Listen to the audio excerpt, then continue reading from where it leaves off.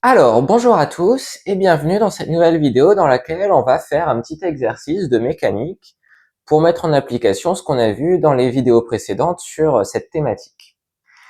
Et donc l'idée de cet exercice, ça va être d'étudier la trajectoire d'un système. Et donc là, comme situation, on va simplement prendre le lâcher d'un objet sans vitesse initiale.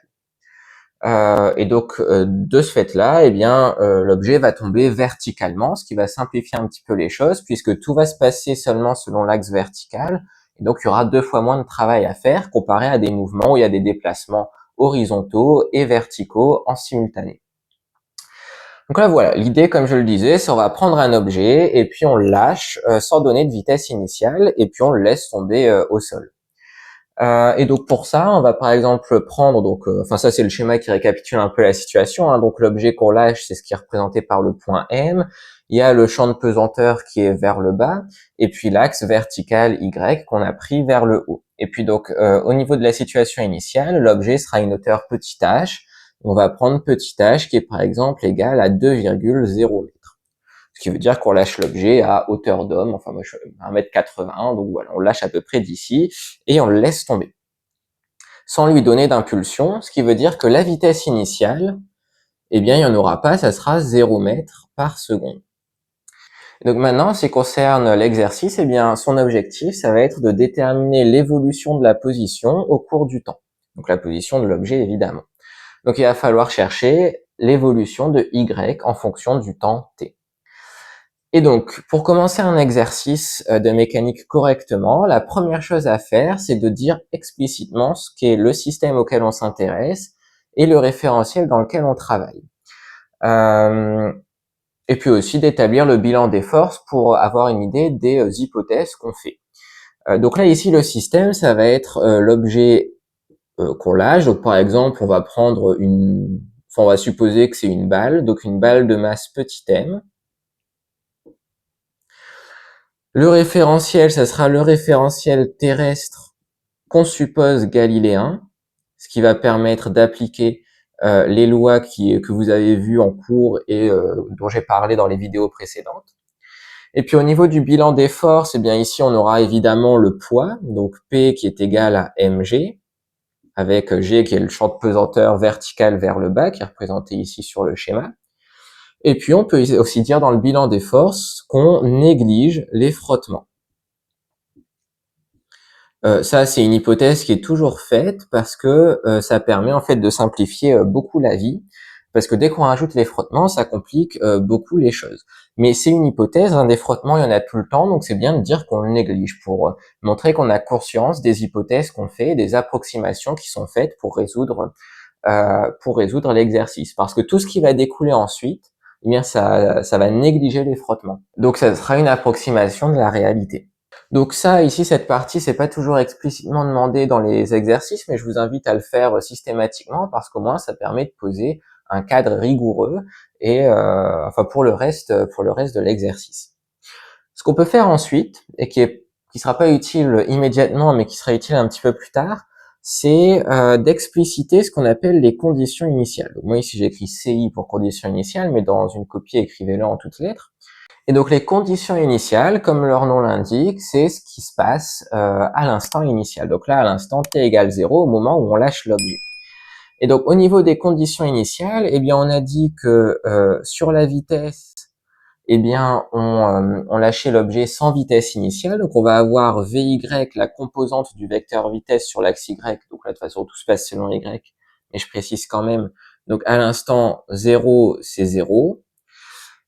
Et au niveau de la position, on a y de 0 qui est égal à petit h.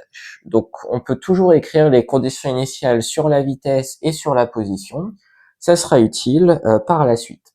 Donc vous pouvez le faire soit maintenant, soit plus tard, au moment où vous en avez besoin. Mais au moins, une fois que c'est fait, c'est fait. Et donc, après avoir explicité les conditions initiales, on peut écrire ce que nous dit la deuxième loi de Newton.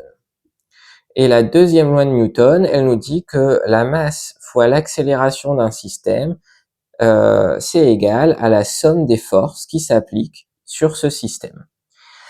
Donc ça, c'est la loi générale. Maintenant, on va l'appliquer à notre exercice. Donc là, la masse, elle est bien notée petit m, fois l'accélération du système. Et là, la somme des forces, ça va être assez facile à écrire puisqu'il n'y en a qu'une, c'est le poids. Et le poids, c'est égal à mg. Et vous voyez déjà qu'on a la masse du système qui intervient dans les deux côtés de l'égalité, donc on peut simplifier par la masse, et on récupère simplement A est égal à G. Donc déjà, il y a une chose importante qu'on peut noter ici, c'est que dans le cadre d'une chute libre, donc une chute dans laquelle on ne considère que les effets du poids, eh bien, l'accélération ne dépend pas de la masse du système. Et à ce stade, on a une relation vectorielle, c'est-à-dire une égalité qui fait intervenir des vecteurs. Mais nous, après, on va vouloir remonter à la position. Et on sait par exemple que la vitesse, eh bien, c'est la dérivée de la position. Et que l'accélération, c'est la dérivée de la vitesse. Donc, une fois qu'on a l'accélération qui est donnée par cette relation, on va pouvoir remonter à la vitesse en intégrant, en cherchant des primitives. Et ensuite, une fois qu'on a la vitesse, on va pouvoir faire la même chose pour remonter à la position.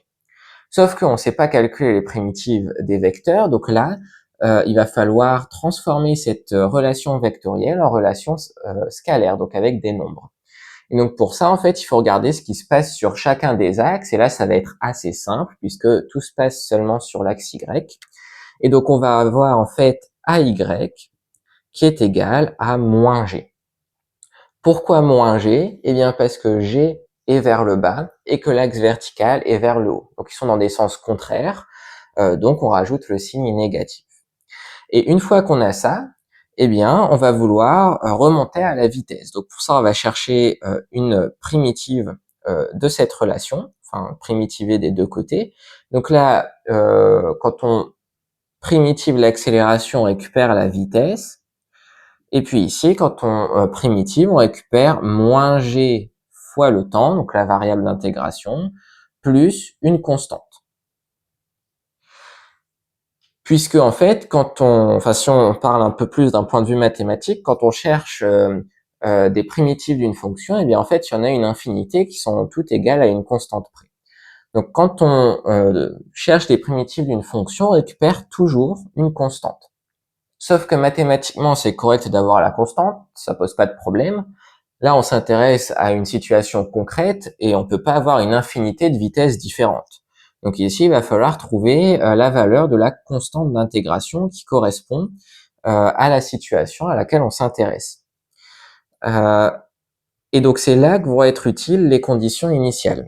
Parce que d'après les conditions initiales, on a Vy de 0 qui est égal à 0. Mais ici, si on remplace t par 0, on va avoir Vy de 0 qui est égal à C1.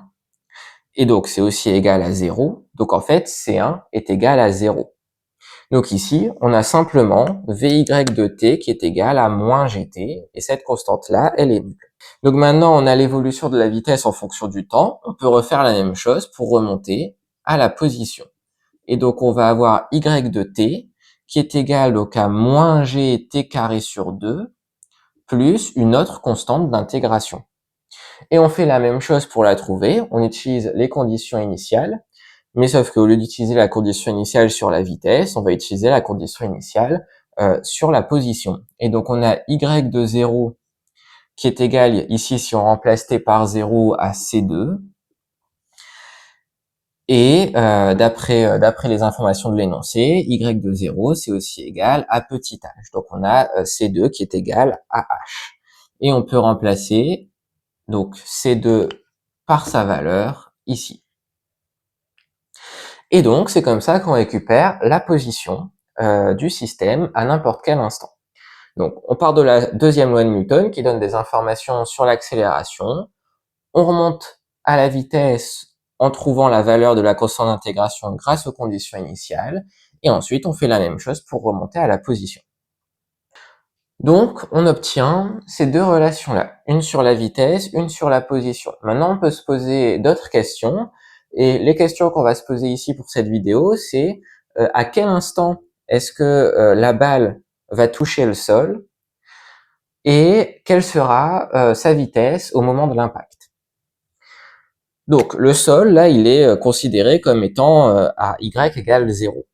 Donc là, pour trouver l'instant au bout duquel la balle va toucher le sol, eh bien, il faut résoudre l'équation y de t est égal à 0. Donc ça, si on remplace y par son expression, on va obtenir une nouvelle équation. Et après, il suffit d'isoler t. Donc là, t, je peux l'appeler par exemple t1 pour montrer que c'est la valeur de la variable à un instant précis. Et donc si on isole t1, donc déjà si on isole t1 au carré, disons si on fait en 2 étapes, on va avoir t1 au carré qui est égal à 2h sur g. Et donc pour se débarrasser du carré, eh bien on passe à la racine. Donc mathématiquement, il y a deux solutions, donc plus ou moins racine de 2h sur g, sauf que là, on est dans un exercice de physique, pas un exercice de maths. Là, une durée ne peut pas être négative, donc on va simplement garder la solution qui est positive. Et ensuite, eh bien, on peut faire l'application numérique. Donc ça, j'ai fait les calculs avant de tourner la vidéo, et si je me suis pas trompé, ça fait 0,64 secondes. Et maintenant, la deuxième question qu'on se demandait, c'était quelle est la vitesse de la balle au moment de l'impact. Donc nous, on connaît la vitesse à n'importe quel instant, on sait à quel instant la balle touche le sol. Donc la vitesse au moment de l'impact, ça sera Vy de T1. Donc là, soit on dit que c'est moins G T1 et puis on remplace, on calcule directement avec la valeur qu'on vient de trouver. Sinon là, on peut aussi remplacer et on va simplement trouver moins racine de 2GH. Et donc ça, pareil, j'ai fait le calcul avant et ça fait 6,3 mètres par seconde. Enfin, moins 6,3 mètres par seconde.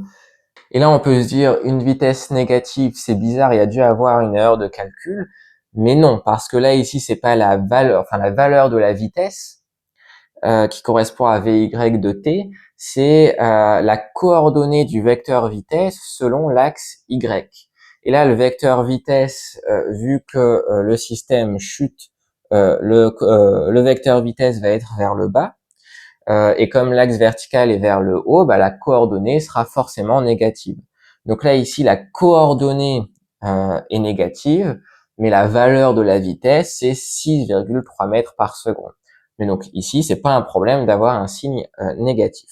Donc voilà, donc on va s'arrêter là pour cette vidéo, et puis dans les suivantes, on complexifiera un petit peu la situation.